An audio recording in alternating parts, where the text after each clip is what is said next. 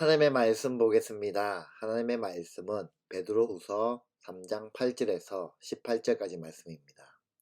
베드로후서 3장 8절에서 18절까지 말씀을 같이 보도록 하겠습니다. 사랑하는 여러분, 이 한 가지만은 잊지 마십시오. 주님께는 하루가 천년 같고 천년이 하루 같습니다. 어떤 이들이 생각하는 것과 같이 주님께서는 약속을 더디 지키시는 것이 아닙니다. 도리어 여러분을 위하여 오래 참으시는 것입니다.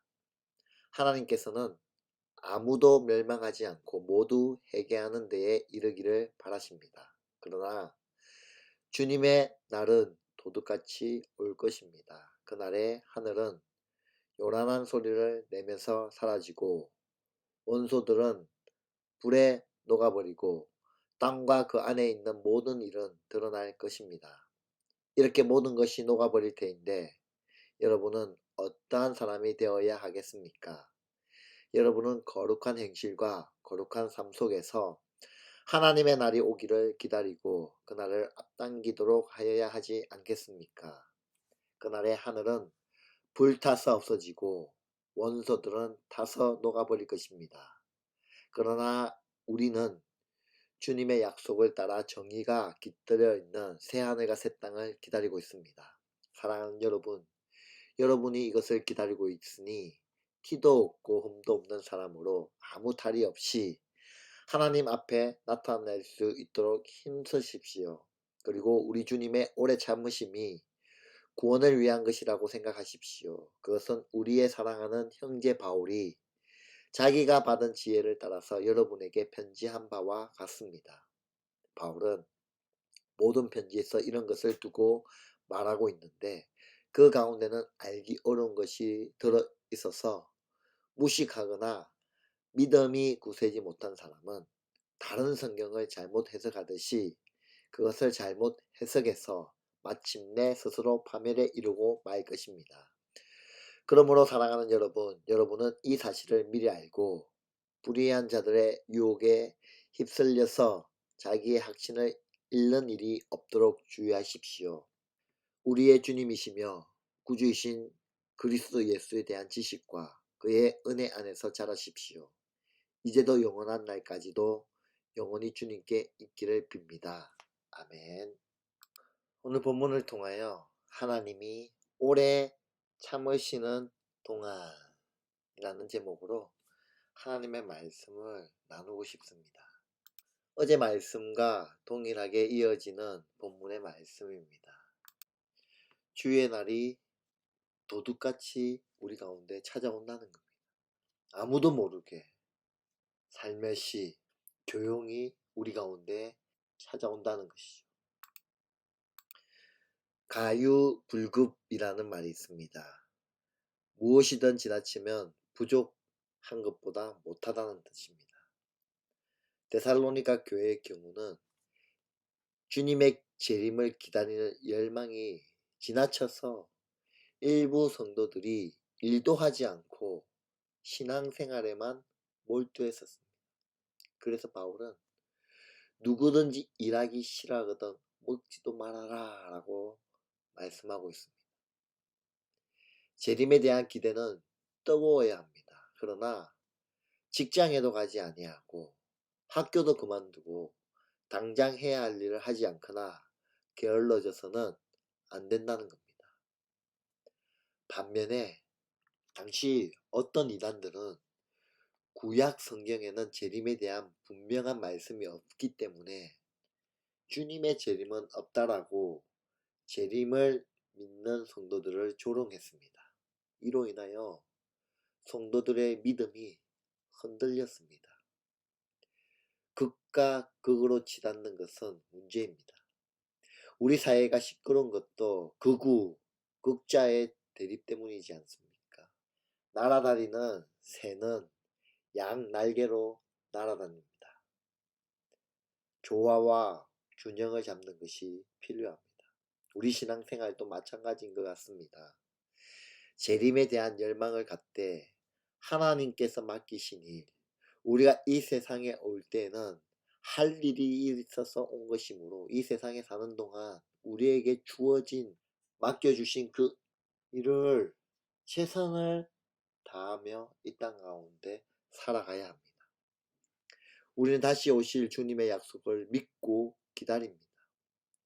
요한계시록 마지막에 보면 내가 진실로 속히 너희에게 오리라 라고 말씀하고 있습니다. 그런데도 주님이 다시 오시지 않는다라고 말하는 신자가 있다면 그는 바른 신자가 아닙니다. 우리의 신앙을 요약하고 있는 사도신경을 보면 우리 성도들이 믿어야 할 예수님은 동정녀로 탄생하시고 우리 죄를 위하여 죽으시고 3일 만에 부활하시고 하늘에 오르시고 심판주로 다시 오실 분이다 라고 우리가 고백하지 않습니까? 재림을 부정하는 것은 결국 주님을 믿지 않는다는 뜻입니다. 주님의 재림이 없다면 심판이 없다는 것입니다. 심판이 없으면 사람들이 굳이 절제하며 경건하게 살아야 할 이유가 없게 되는 겁니다. 먹고 마시고 하고 싶은 대로 방탕하게 사는 사람들은 종말과 내세의식이 전혀 없는 사람들입니다. 우리의 구원은 주님의 재림을 통하여 완성됩니다. 그러므로 주님의 재림을 부정하는 것은 주님의 구원을 부인하는 것과 똑같습니다.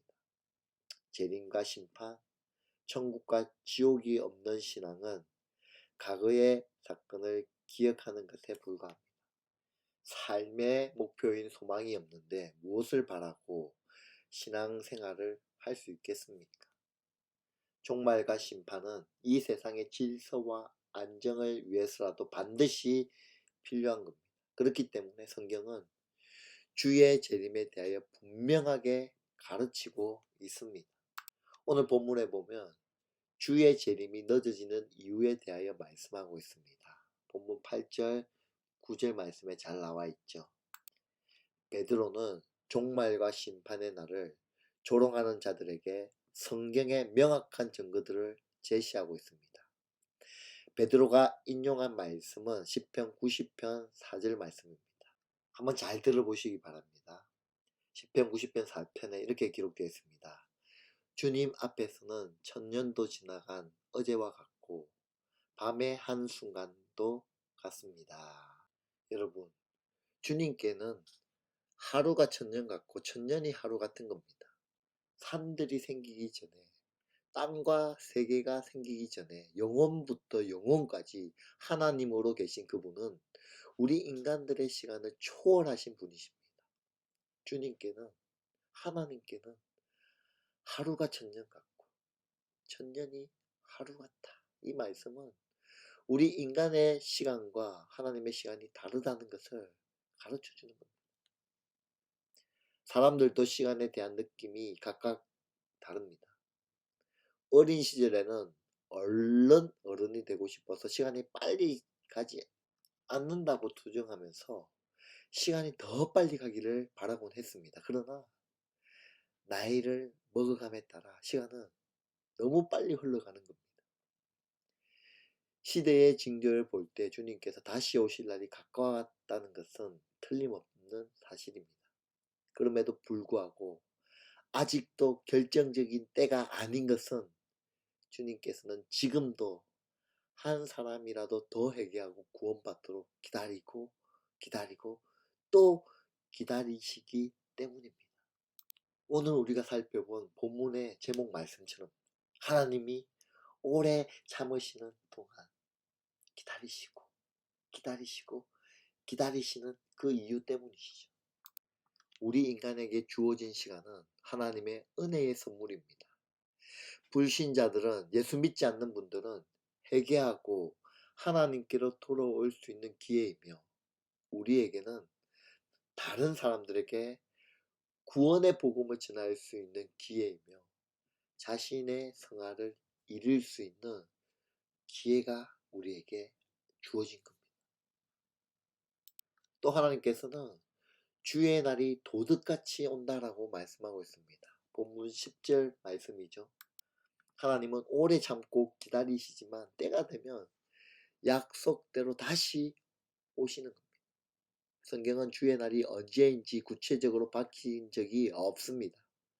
마태복음 24장 36절에 보면 예수님은 그날과 그때는 아무도 모르나니 하늘의 천사들도 아들도 모르고 오직 아버지만 아신다라고 말씀하고 있습니다. 우리는 징조를 통하여 그때를 짐작할 수 있을 뿐입니다. 또한 마태복음 24장 44절에 보면 이것을 명심하여라. 집주인이 도둑이 밤 몇 시에 올지 알고 있으면 그는 깨어 있어서 도둑이 집을 뚫고 들어오도록 내버려 두지 아니할 것이다 라고 기록되어 있습니다. 베드로는 주님께서 하신 이 말씀을 기억하고 주의 날이 도적같이 올 것이다 라고 상기시키고 있습니다. 베드로뿐만 아니라 바울도 역시 주의 날이 도적같이 임할 것이다 라고 말씀하고 있습니다. 이처럼 주의 날이 도적같이 임한다고 말씀하시는 것은 그때를 알 수 없으니까 항상 뭐하고 있으라는 것일까요? 항상 깨어 준비하고 있으라는 겁니다. 하나님께서 때를 정확히 밝히시지 않은 것은 우리가 항상 깨어 있기를 원하시기 때문이고 이를 통해 하나님은 누가 알곡이고 누가 쭉정인지를 확인하실 겁니다. 이에 베드로는 우리가 주의 재림의 날을 어떻게 기다려야 하는지에 대하여 말씀하고 있습니다. 우리가 집중해야 하는 부분인 것 같습니다. 우리가 주의 재림에 대해 구체적으로 알 수는 없지만 어떻게 재림을 기다려야 하는지 그 방법은 분명하게 우리 가운데 제시해 주고 있습니다. 우리가 이것을 꼭 기억하길 바랍니다.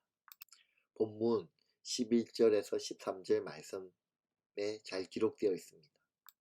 베드로는 주의 날에 어떤 일이 일어날지에 대해서 말씀하면서 우리가 어떤 사람이 되어야 마땅하느냐라고 묻고 있습니다. 그리고 나서 그에 대한 답을 합니다.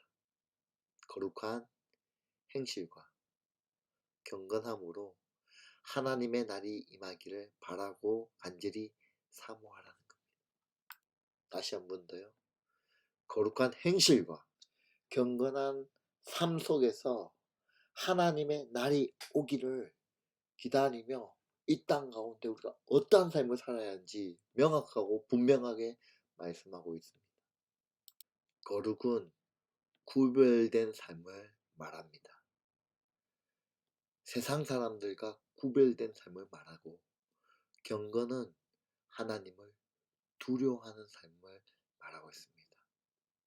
하나님이 살아계신다면 두려움과 떨림으로 이 땅 가운데 삶을 어떻게 살아야 하는지 명확하게 말씀하고 있다는 것이죠. 따라서 우리 그리스도인들, 저와 여러분들은 세상 사람들과 같이 자기 멋대로 살면 안 되고 오직 하나님 중심주의로 하나님 제일주의로 살며 하나님의 말씀이 모든 판단과 결정의 절대적인 기준되는 삶을 살아나가야 한다는 겁니다. 이것이 오늘 본문을 통하여 우리 가운데 하나님이 주시는 명확한 말씀인 줄 믿습니다.